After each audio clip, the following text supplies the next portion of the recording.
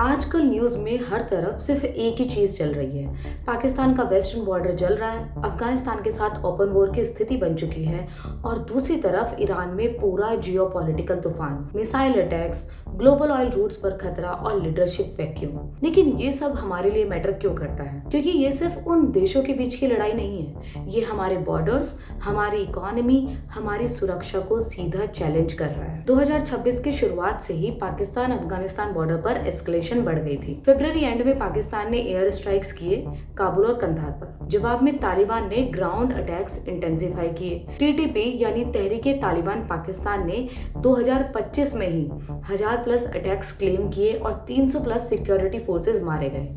अब 2026 में ये ओपन वॉर बन चुका है। उधर ईरान में खामेनी की डेथ के बाद पावर स्ट्रगल शुरू हो गया। यूएस इजराइल स्ट्राइक्स ने सिचुएशन और खराब कर दी।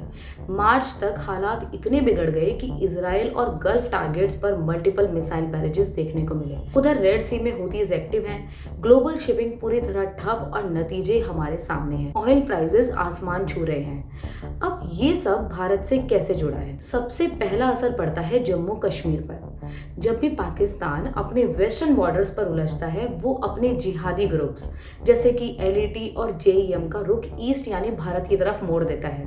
और यही वजह है कि 2025-26 में इन्फिल्ट्रेशन अटेम्प्ट्स बहुत ज्यादा बढ़ गए, फॉरेन टेररिस्ट का पुश बढ़ गया और हालांकि आर्मी और बीएसएफ ने कई बड़ी साजिशें नाकाम की, लेकिन थ्रेट लेवल आज भी हाई है। दूसरा, चाहबार पोर्ट। इंडिया ने इस पे बिलियंस इन्वेस्ट किए और ये सिर्फ एक पोर्ट नहीं है, ये सीपीईसी का काउंटर है जो आईएनएसटीसी का की पार्ट है। लेकिन ईरान में बढ़ती इंस्टेबिलिटी इस पूरे प्रोजेक्ट को खतरे में डाल सकती है। अगर रूट बंद हुआ तो हमारा 15% ऑयल इंपोर्ट डायरेक्टली हिट होगा, petrol diesel prices sky rocket करेंगे, इन्फ्लेशन बढ़ेगी और आम आदमी के पॉकेट पर सीधा असर होगा। अगर हिस्ट्री देखें तो सब कॉन्टिनेंट पर हर बड़ा इन्वेजन नॉर्थ वेस्ट से आया है। खाइबर पास, ड्यूरेंट लाइन, अलेक्जेंडर हो, मुगल्स हो, अफगान्स हो, क्योज को लॉन्च पैड बनाया गया। आज जब हम तालिबान और टीटीपी के रिसर्जेंस की बात करते हैं तो ये सिर्फ रीजनल न्यूज नहीं है, कल ये स्पिल ओवर हमारे बॉर्डर्स तक आ सकता है।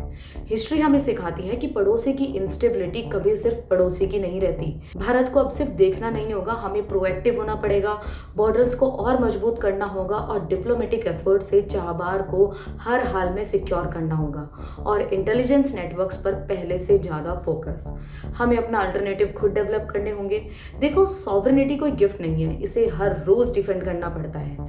आप भी इन्फॉर्म्ड रहिए, डिस्कस कीजिए, गवर्नमेंट से अकाउंटेबल रहिए। इस पर आपके क्या विचार है और ऐसी और वीडियोस के लिए लेयर्ड को फॉलो कर लीजिए।